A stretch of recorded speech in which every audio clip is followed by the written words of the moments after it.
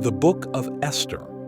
The Amets Club presents a captivating video for Purim, celebrating the timeless tale from the Bible's Book of Esther.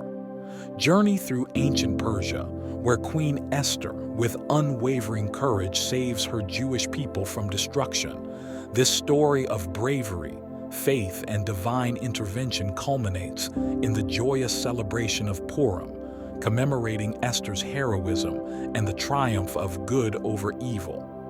Join us in honoring this powerful narrative that continues to inspire and unite us in celebration and gratitude. Experience the spirit of Purim through the lens of Queen Esther's remarkable story. Book of Esther, Chapter 1. Persian King's Banquet.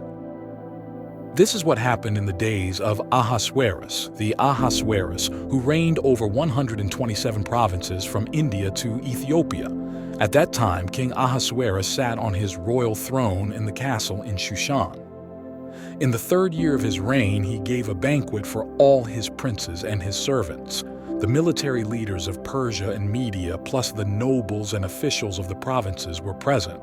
He displayed the vast wealth of his kingdom and the splendor and glory of his majesty for many days, 180 days. When these days were over, the king gave a banquet, lasting 7 days, in the garden court of the king's palace for all the people who were present in the palace at Shushan, for both the greatest to the least. There were white and blue linen curtains hung by cords of fine linen and purple on silver rings and marble columns, gold and silver couches on a mosaic pavement of alabaster, marble, mother of pearl, and minerals. Wine was served in golden goblets, each of which was different from the other, and the royal wine was abundant according to the king's wealth.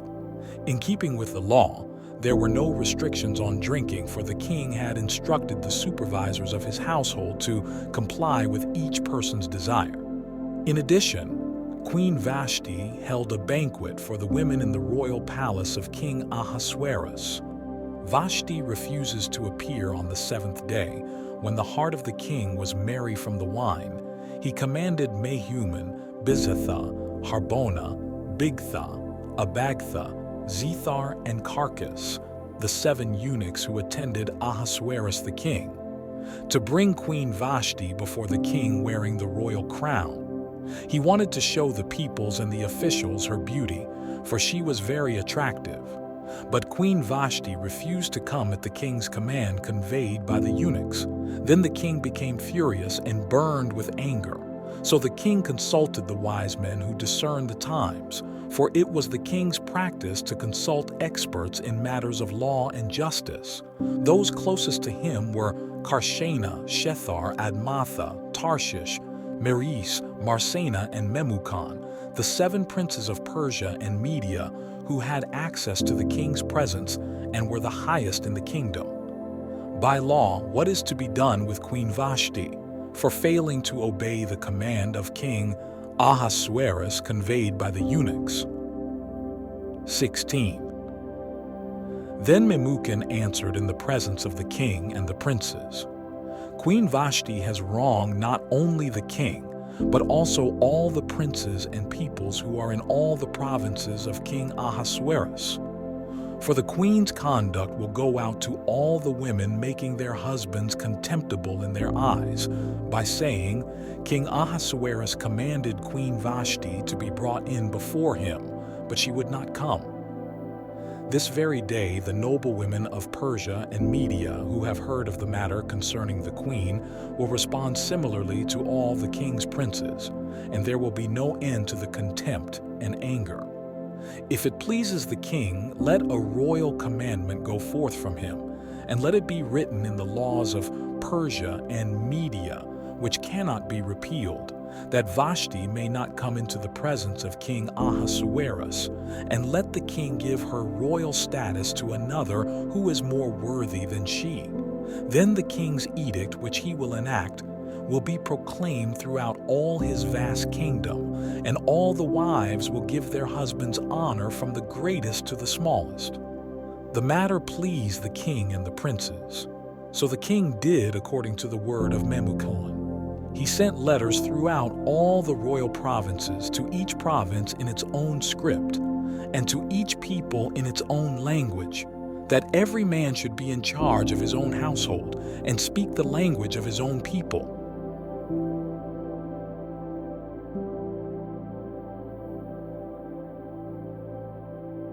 My dear child, in the grandeur and opulence of King Ahasuerus' reign, depicted in the opening chapter of Esther, there lies a deeper message for you.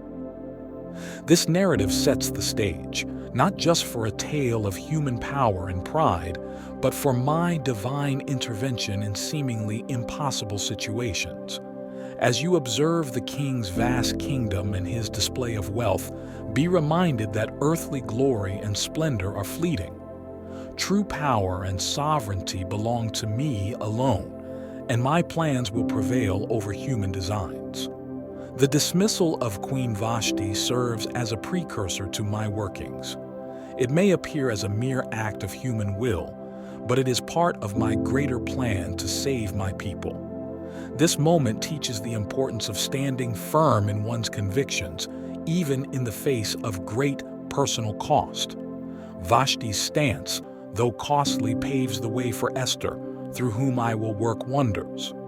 Let this chapter remind you that I am at work in your life, even in moments that seem mundane or inconsequential. Trust in my timing and plan, for I am weaving a story of redemption and grace. You, like Esther, are placed where you are for a purpose. Embrace your position and let my will be done through you. Chapter 2. Esther wins favor. After these things, when King Ahasuerus' anger subsided, he remembered Vashti and what she had done, and what had been decreed against her. Then the king's servants who attended him said, "Let a search be made on the king's behalf for beautiful young virgins. Let the king appoint officers in all the provinces of his kingdom to gather together all the beautiful young virgins to the palace at Shushan in the house of women under the supervision of Haggai, the king's eunuch who oversees the women. Let them be given beauty treatments. Then let the young woman who pleases the king become queen instead of Vashti." This advice pleased the king, and he acted accordingly. There was a Jewish man in the Shushan palace whose name was Mordecai, son of Jair, son of Shimei, son of Kish, a Benjamite who had been taken into exile from Jerusalem with the captives that had been carried away with King Jeconiah of Judah, whom King Nebuchadnezzar of Babylon had taken away. He had raised Hadassah, that is Esther, his uncle's daughter, for she had neither father nor mother. The girl was attractive and had a beautiful figure. When her father and mother died, Mordecai took her to him as his own daughter.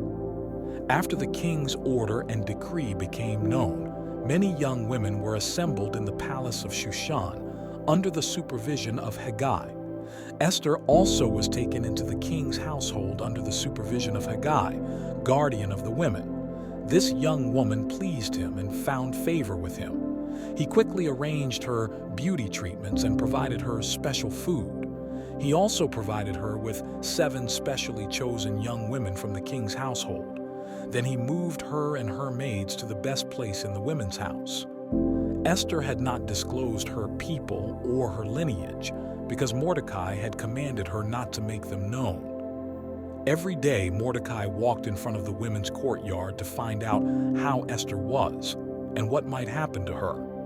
When each young woman's turn came to go to King Ahasuerus at the end of 12 months as prescribed for the women, for in this way they fulfilled their beautification, 6 months with oil of myrrh, and 6 months with perfumes and women's cosmetics, the young woman would go to the king in this way. Whatever she asked for was given to her to take with her from the women's house to the king's palace. In the evening she would go, and in the morning she would return to the second women's home under the supervision of Shashgaz, the king's eunuch, guardian of the concubines. She would not go back to the king unless the king was pleased with her and summoned her by name. When the turn came for Esther, the daughter of Abihail, the uncle of Mordecai, who had taken her as his daughter, to go to the king, she did not ask for anything except what Haggai, the king's eunuch, the guardian of the women, advised, and Esther won favor in the eyes of all who saw her. Then Esther was taken to King Ahasuerus at his royal house in the 10th month, which is the month Teveh, in the 7th year of his reign. Now the king loved Esther more than all the other women, and she won his grace and favor more than all the other virgins. So he placed the royal crown upon her head and made her queen instead of Vashti. Then the king gave a great banquet, Esther's banquet, for all his princes and servants. He proclaimed a holiday for the provinces and distributed gifts in keeping with the king's wealth. When the virgins were assembled a second time, Mordecai was sitting in the king's gate. Esther had not yet made known her lineage or her people, just as Mordecai had told her. Esther continued to follow Mordecai's instructions as she had done when he was bringing her up. Mordecai foils a plot. In those days, while Mordecai was sitting at the king's gate, Bigthan and Teresh, two of the king's eunuchs who guarded the doorway, became angry and conspired to assassinate King Ahasuerus. But Mordecai found out about the plot and told it to Queen Esther. Esther informed the king in Mordecai's name. When the matter was investigated and found to be so, they were both hanged on a gallows. It was then written in the book of the Chronicles in the king's presence. My cherished child, in the narrative of Esther, chapter 2, my providence quietly unfolds. Esther's rise from obscurity to become queen is not by mere chance, but by my design. Just as I prepared Esther for her royal position, know that I am preparing you for your unique role in my kingdom. Your current circumstances, no matter how humble or challenging, are part of a larger plan I have for you. Esther found favor in the eyes of all who saw her, not just because of her beauty, but because my grace was upon her. Similarly, I have bestowed upon you gifts and graces that make you unique. Use them to serve others and to fulfill the calling I've placed on your life. Mordecai's guidance to Esther to conceal her identity is a reminder that there is a time to speak and a time to remain silent. Wisdom is knowing the difference. Trust in my timing for your life, knowing that I am orchestrating events for your good and the good of those around you. As Esther stepped into her role with courage and faith, I invite you to walk in faith, not by sight. You are here for such a time as this.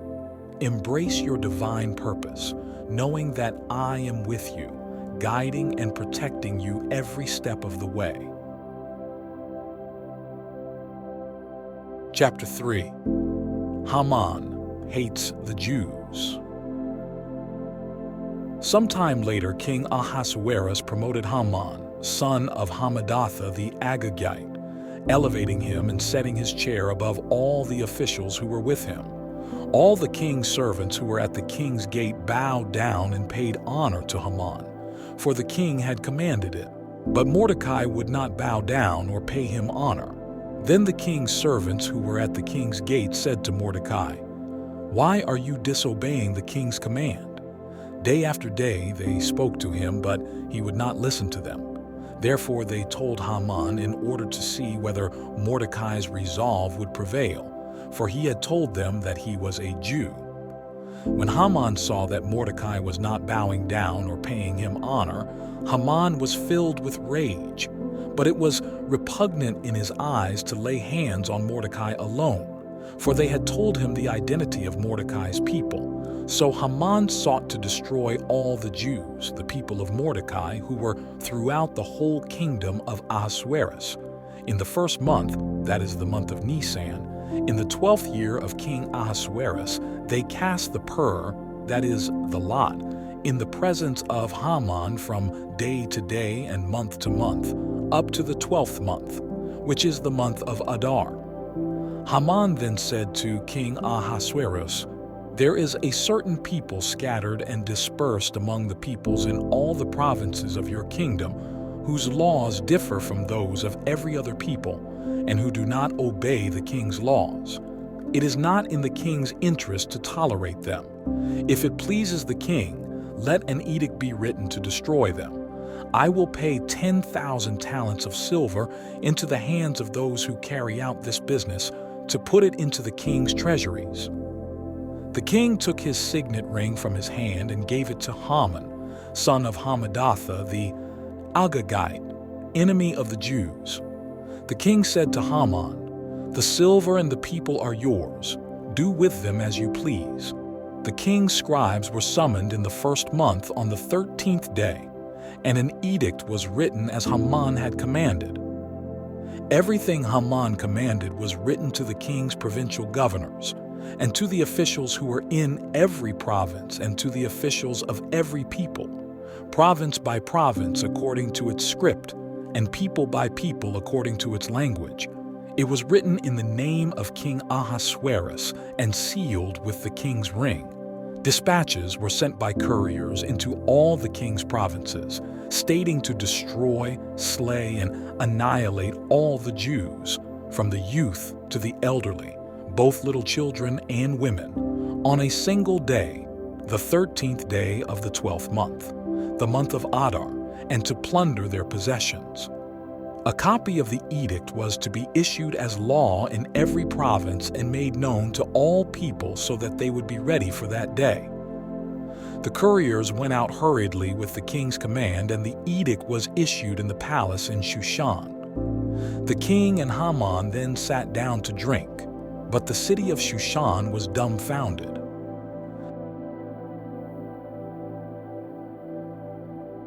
My precious child, in the 3rd chapter of Esther, you witness the rise of Haman and his plot against the Jews, a dark turn that signals not just a threat to Mordecai and his people, but a profound lesson in the face of adversity. Just as Haman's pride led him to seek the destruction of an entire people, you too may face opposition and injustice in this world. Yet, this chapter is a testament to my sovereignty over human schemes. Mordecai's refusal to bow to Haman is a call for you to stand firm in your faith, even when faced with opposition. It teaches you the value of integrity and the courage to uphold what is right, despite the consequences. Remember, I am your defender and your strength in times of trouble. The plot against the Jews may seem to spell doom, but it is part of a larger story I am writing, one where justice prevails and my purposes are fulfilled. I use even the darkest moments to bring about my will and to glorify my name. Be assured, my child, that no plot against you will prosper. I call you to trust in my deliverance and to remember that I am working all things for your good. Stand firm in your convictions, knowing that I am with you, guiding and protecting you. Chapter 4. If I perish. When Mordecai learned all that was done, he tore his clothes, put on sackcloth and ashes, and went out into the middle of the city, crying out in a loud and bitter voice. He went only as far as the king's gate, because no one could enter the king's gate clothed in sackcloth. In each and every province where the king's edict and law came, there was great mourning among the Jews, with fasting, weeping, and wailing. Many put on sackcloth and ashes. When Esther's maids and eunuchs came and told her, the queen was greatly distressed. She sent clothes for Mordecai to put on so he would remove his sackcloth, but he refused.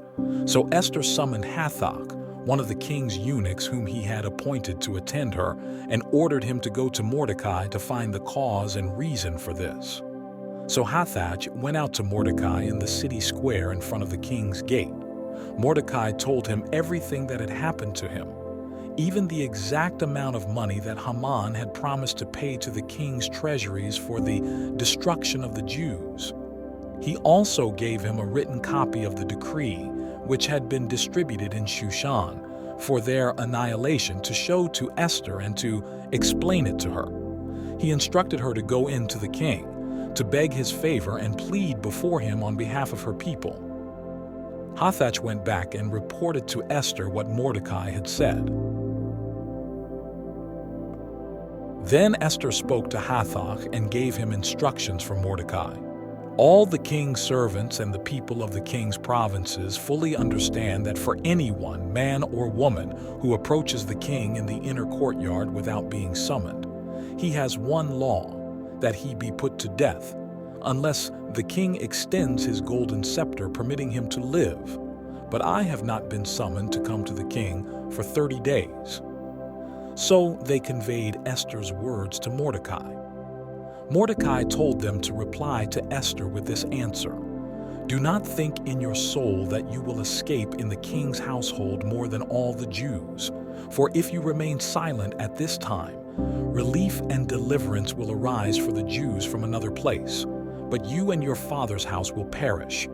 Who knows whether you have attained royal status for such a time as this?" Esther sent this to reply to Mordecai: "Go, gather together all the Jews who are in Shushan and fast for me.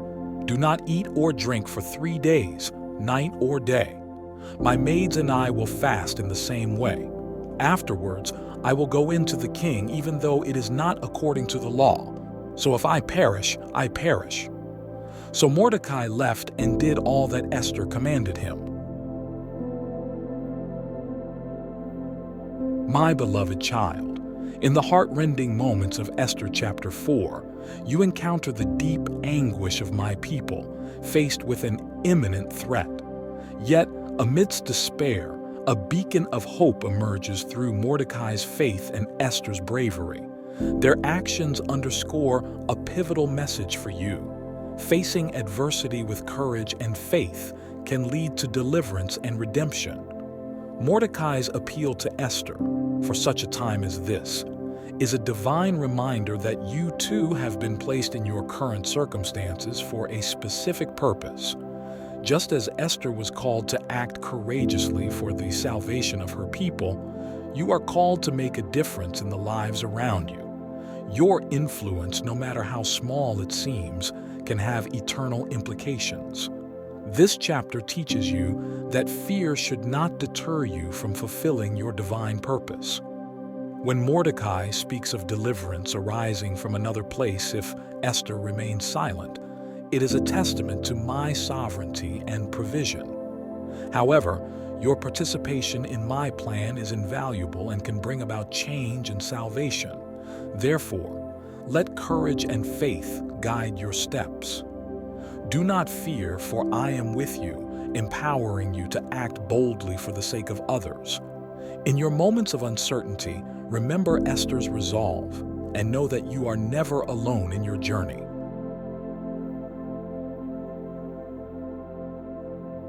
Chapter 5. Esther's request of the king. On the third day, Esther put on her royal apparel and stood in the inner court of the palace in front of the king's hall. The king was sitting on his royal throne in the hall facing the entrance.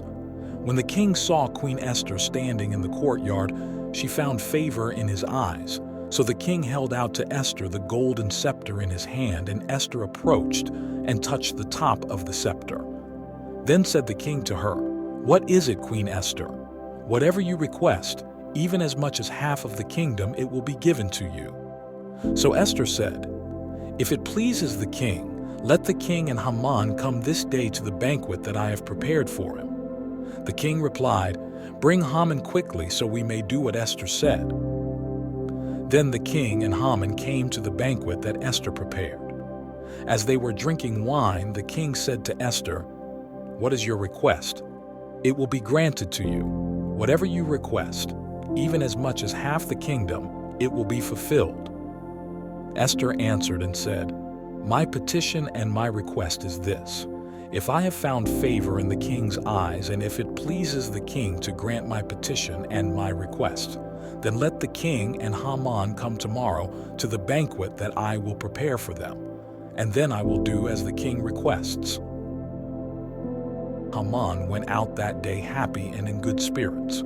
However, when Haman saw Mordecai at the king's gate and he did not rise or tremble before him, Haman was filled with rage against Mordecai. Nevertheless, Haman restrained himself and went home. He sent for his friends and his wife Zeresh.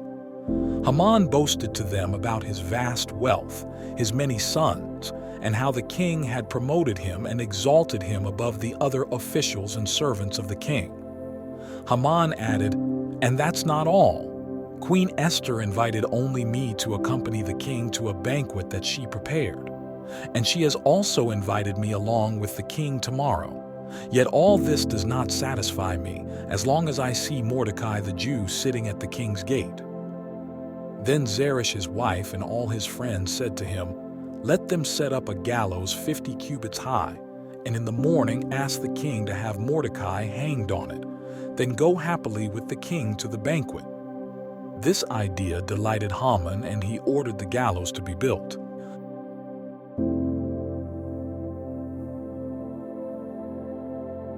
My dear child, in Esther chapter 5, you witness Esther's courage as she approaches the king, a move that could have cost her life.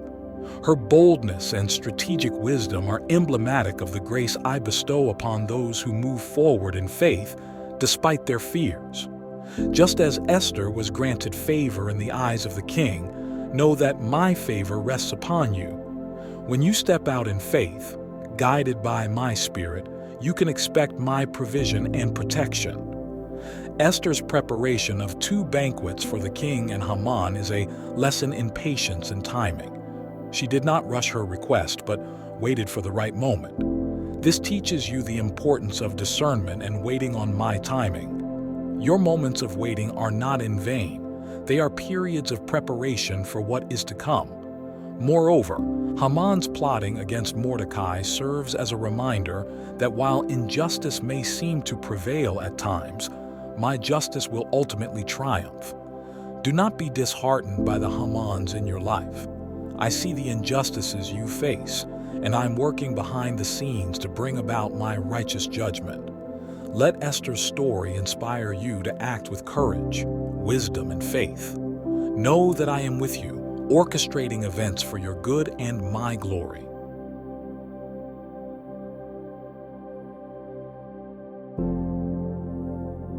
Chapter 6. The king honors Mordecai. That night sleep deserted the king, so he ordered the book of the Chronicles, the record of his reign, be brought in and read before the king. It was found recorded there that Mordecai had revealed that Bigthana and Teresh, 2 of the king's eunuchs who guarded the door, had conspired to kill King Ahasuerus. The king asked, "What honor or recognition has been shown to Mordecai for this?" The king's servants that attended him replied, "Nothing has been done for him." The king said, "Who is in the courtyard?" Now Haman had just come into the outer court of the king's palace to speak to the king about hanging Mordecai on the gallows that he had prepared for him. The king's servants answered, "Haman is standing in the courtyard." The king said, "Let him come in." When Haman entered, the king asked him, "What should be done for a man whom the king desires to honor?" Now Haman thought to himself, "Whom would the king desire to honor rather than me?" So Haman replied, "For the man whom the king desires to honor, let them bring a royal robe that the king has worn, and a horse on which the king has ridden, one with a royal crest placed on his head. Then let the robe and the horse be placed into the hand of one of the king's most noble princes. Let them clothe the man whom the king desires to honor and parade him on horseback through the city streets, proclaiming, 'This is what is done for a man the king desires to honor.'" The king said to Haman, "Go quickly. Take the robe and the horse, just as you suggested, for Mordecai the Jew, who sits at the king's gate. Do not neglect anything that you recommended." So Haman took the robe and the horse, robed Mordecai, and paraded him through the city streets, proclaiming, "This is what is done for the man whom the king desires to honor." Afterwards, Mordecai then returned to the king's gate. But Haman rushed to his home, grief-stricken and with his head covered. Haman recounted to his wife Zeresh and all his friends everything that had happened to him. His advisors and his wife Zeresh said to him, "Since Mordecai, before whom you have begun your downfall, is of Jewish descent, you won't be able to stand against him. In fact, you will certainly fall before him." While they were still talking with him, the king's eunuchs came and hurried Haman along to the banquet Esther had prepared. My dear child, in the unfolding narrative of Esther 6, where Mordecai is honored in a divine reversal of fortunes, you witness a reflection of my heart for justice, protection, and the elevation of those who are faithful. This chapter not only celebrates Mordecai's vindication, but also symbolizes my unwavering commitment to the people of Israel and Jerusalem, the city I have chosen. Praying for the peace of Jerusalem and the well-being of the Jewish people is deeply rooted in my desires as expressed throughout the scriptures. Just as I orchestrated events for Mordecai's honor, so too do I work in the affairs of nations to safeguard my people and bring to fruition my promises. Your prayers for Jerusalem's peace and for the Jewish people are a response to my call to love and support them, recognizing their significant role in my redemptive history. Such prayers align your heart with mine, fostering a deeper understanding of my plans and purposes for Jerusalem and the Jewish people. They are not just historical or political entities, but integral to my plan for humanity's salvation. Therefore, when you pray for their peace, you are participating in my greater story of redemption and peace for all mankind.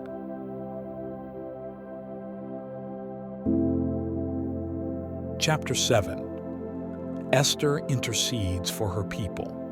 So the king and Haman came to dine with Queen Esther, and as they were drinking wine on the second day, the king asked Esther again, "Whatever you request, even as much as half of the kingdom, it will be given to you."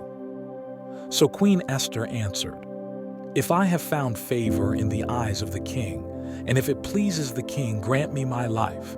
This is my petition, and spare the life of my people. This is my request. For we have been sold, I and my people, for destruction, slaughter, and annihilation. If we had simply been sold as male and female slaves, I would have remained silent, for such distress would not be worth disturbing the king." King Ahasuerus responded to Queen Esther, "Who is he? Where is the man that presumed to do this?" Esther replied, "The man, the adversary and foe, is this wicked Haman." Then Haman was terrified before the king and queen. Enraged, the king got up from the banquet of wine and withdrew to the palace garden. But Haman stayed behind to plead with Queen Esther for his life, for he realized that the king had determined a catastrophic end for him. When the king returned from the palace garden to the banquet hall, Haman was falling on the same couch where Esther was. The king exclaimed, "Will he also assault the queen while she is with me in the palace?" As soon as these words came out of the king's mouth, they covered Haman's face. Harbona, one of the eunuchs attending the king, said, "Look, a gallows 50 cubits high is standing next to Haman's house. Haman himself made it for Mordecai, who spoke good on behalf of the king." The king said, "Hang him on it." So they hanged Haman on the gallows that he had prepared for Mordecai. Then the king's rage subsided. My beloved child, in Esther chapter 7, you witness the climactic turn of events where Esther courageously reveals Haman's plot to the king, leading to Haman's downfall. This chapter illustrates the principle of divine justice and the triumph of righteousness over wicked schemes. Just as Esther was used as an instrument for my justice, know that I am also working through you to bring about my righteous purposes. This narrative teaches you the importance of courageously standing up for what is right and trusting in my timing. Esther's boldness in approaching the king despite the potential risk to her own life, is a testament to her faith in my protection and provision. Similarly, I call you to walk in faith, not fear, knowing that I am with you in every challenge you face. The downfall of Haman serves as a reminder that no plot against my people will ultimately succeed. I am a God of justice, and I will turn the plans of the wicked against them. Let this encourage you to remain steadfast in your faith, even in the face of adversity. Trust in my deliverance and know that I am always working behind the scenes for the good of those who love me.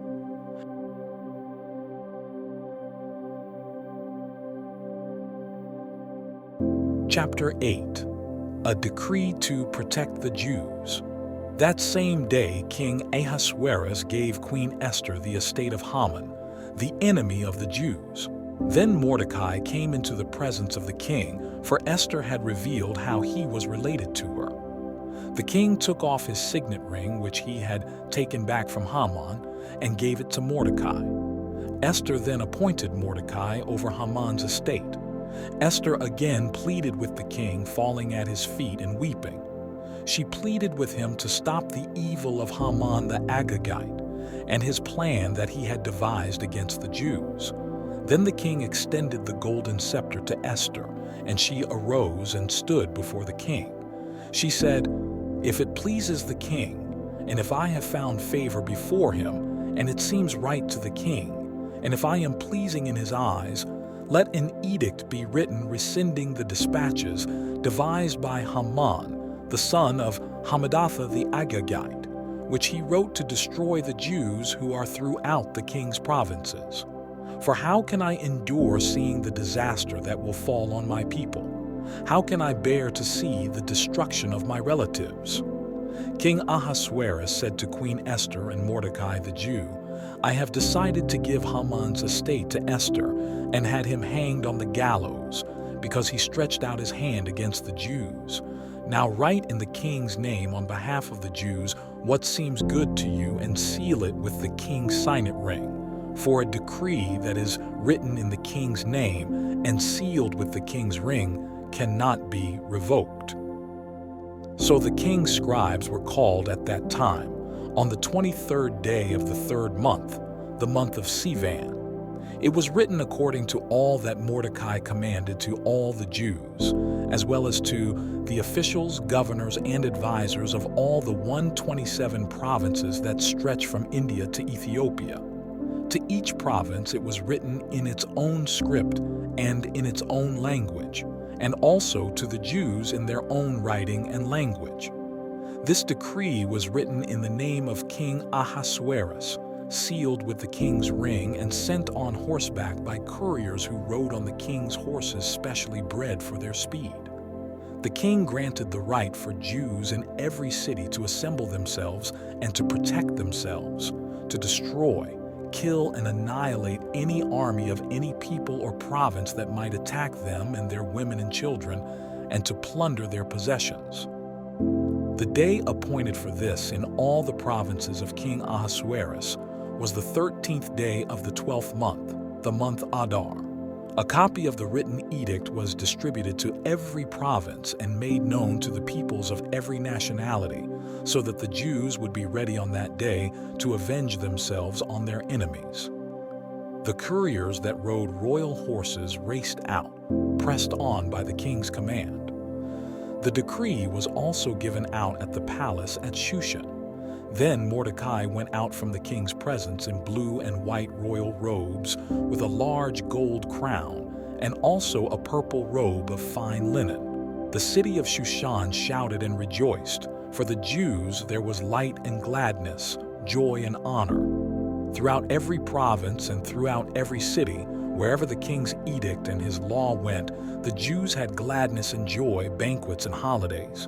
Many peoples of the land became Jews because the fear of the Jews had overcome them.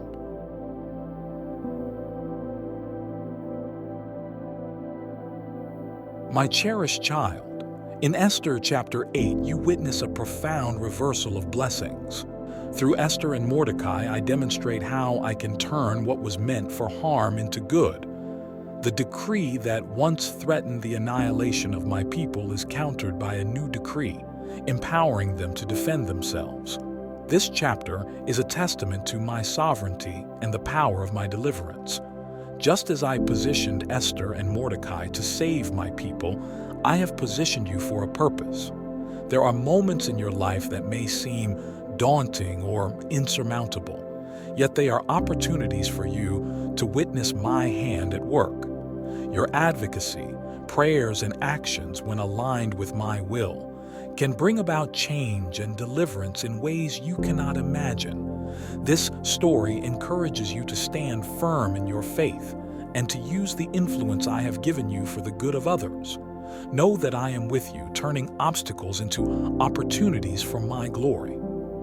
The courage and wisdom of Esther and Mordecai are examples for you to follow, reminding you that no matter the opposition, my purposes will prevail.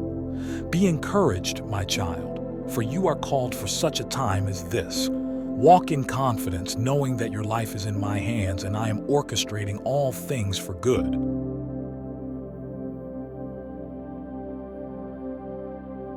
Chapter 9. Jews defend themselves. Consequently, on the 13th day of the 12th month, that is the month Adar, the king's edict and his law drew near to be carried out. On that day, the enemies of the Jews had hoped to overpower them, but contrary to expectations, the Jews gained the upper hand over those that hated them. Jews assembled in their cities throughout all the provinces of King Ahasuerus in order to lay hands on those seeking their harm. No one was able to stand against them, for fear of them had fallen on all the peoples.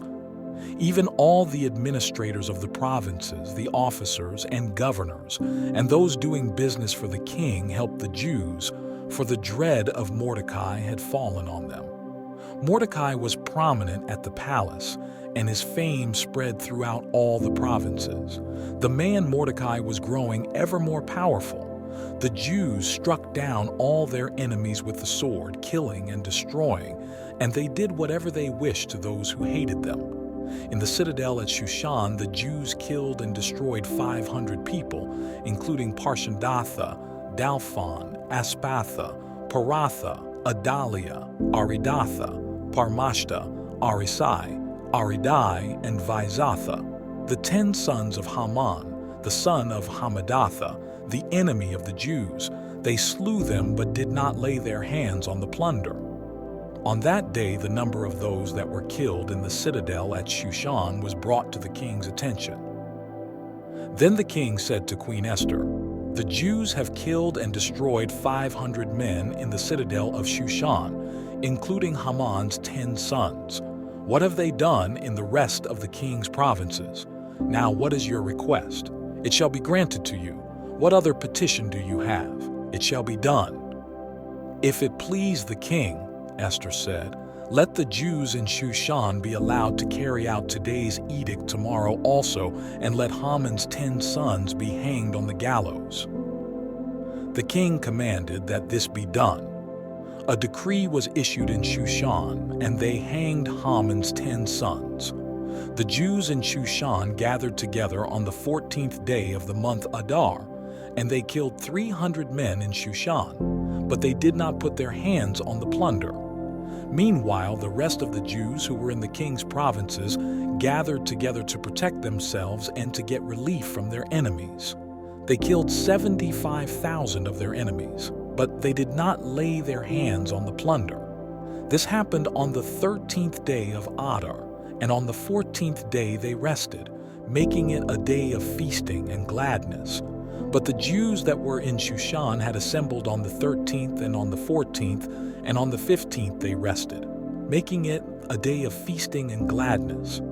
That is why the rural Jews, those living in unwalled villages, make the 14th day of the month Adar a day of gladness and feasting, a day of sending presents of food to one another.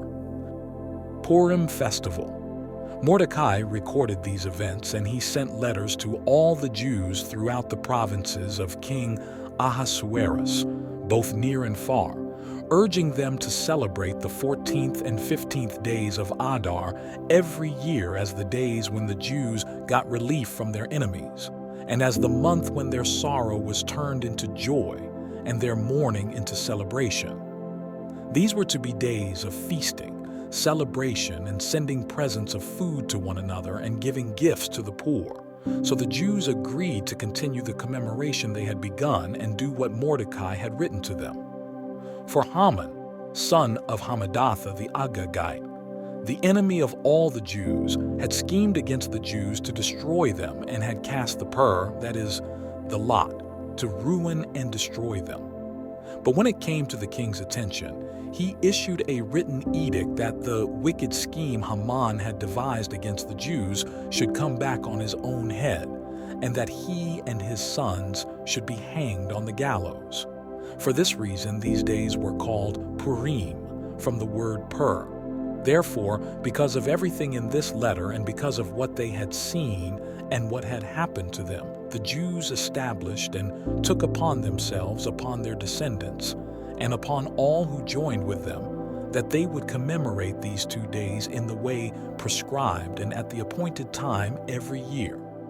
These days should be remembered and observed in every generation by every family and in every province and every city. These days of Purim should not fail from among the Jews, nor their remembrance perish from their descendants. Then Queen Esther, the daughter of Abihail, and also Mordecai the Jew, wrote with full authority to confirm this second letter of Purim. He sent letters to all the Jews in the 127 provinces of the kingdom of Ahasuerus with words of shalom and truth to establish these days of Purim at their designated times, just as Mordecai the Jew and Queen Esther had decreed for them, and just as they had established for themselves and their descendants matters regarding their times of fasting and lamentations. Esther's command confirmed these regulations about Purim, and it was written into the records.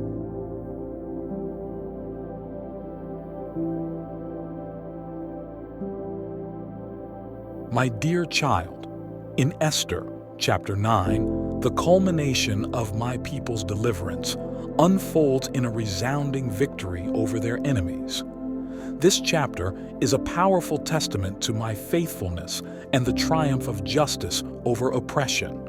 Just as I orchestrated events to protect and save my people from their adversaries, so too am I actively working in your life to deliver you from every trial and tribulation. The joyous celebration of Purim established in this chapter is not merely a historical observance, but a reminder of my perpetual deliverance and the joy that follows faithfulness in the midst of adversity.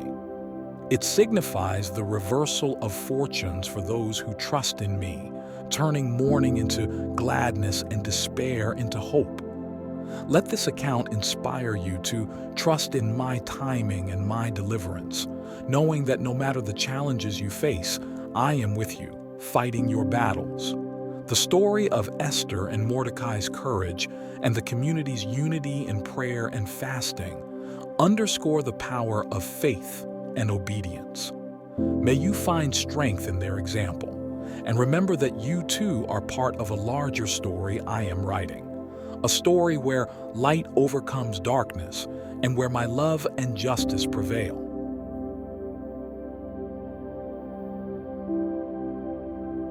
Chapter 10.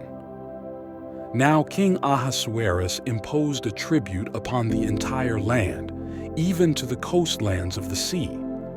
All the acts of his power and might, along with the full account of the greatness of Mordecai and the story of how the king promoted him, are they not written in the book of the Chronicles of the Kings of Media and Persia? For Mordecai, the Jew was second only to King Ahasuerus, preeminent among the Jews, and held in high esteem by the multitude of his people. He sought their good and spoke for the welfare of his descendants. My beloved child, In the unfolding story of Esther, you find a reflection of my constant presence, even when my name is not spoken aloud. Esther's courage and Mordecai's wisdom are manifestations of my guidance and protection. Just as I placed Esther in the palace for such a time as this, I have positioned you where you are for a purpose. Your life, your struggles, and your triumphs are part of a greater plan, a tapestry woven with threads of my love and sovereign design. Remember, like Esther, you may not always see the path clearly, but trust in me. Courage does not mean the absence of fear, but the decision to stand firm in faith despite it. Your faith, even as small as a mustard seed, can move mountains. The story of Esther teaches that no decree against you will prevail when you dwell under my shelter. In moments of uncertainty, lean not on your own understanding, but seek my wisdom, as Mordecai did. In silence I am speaking. In waiting I am working. Your influence, like Esther's, can bring about salvation and deliverance, not just for you, but for many around you. Let your life be a testimony of my grace, for I have called you for such a time as this. You are never alone, for I am with you. Walk boldly in the calling I have placed on your life, knowing that my hand guides you. Let the story of Esther inspire you to embrace the destiny I have ordained for you, with the assurance that I am orchestrating all things for your good and my glory. With everlasting love, your Heavenly Father.